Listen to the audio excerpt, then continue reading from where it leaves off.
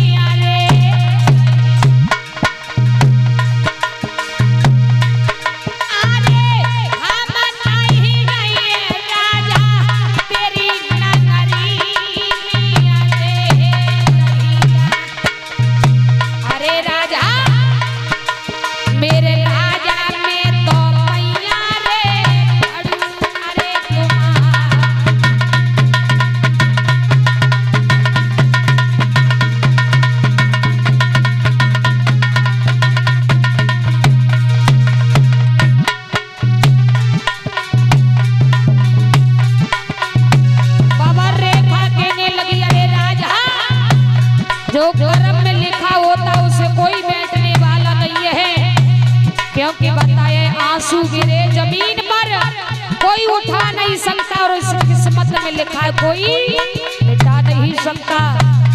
तो क्या हुआ?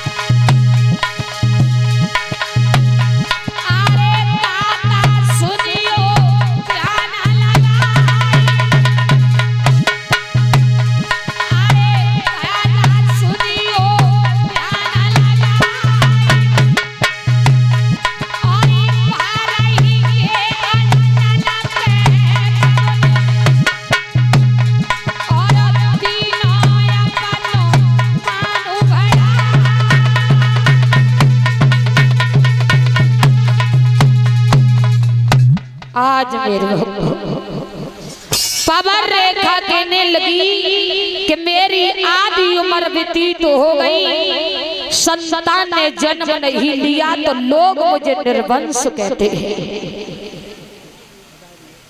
और जो महाराज कर्म में लिखा होता है उसे कोई मिटाने वाला नहीं है। इसलिए महाराज मेरी आधी उम्र व्यतीत हो गई, मेरे गर्भ से किसी बालक बालिकी जन्म नहीं लिया है।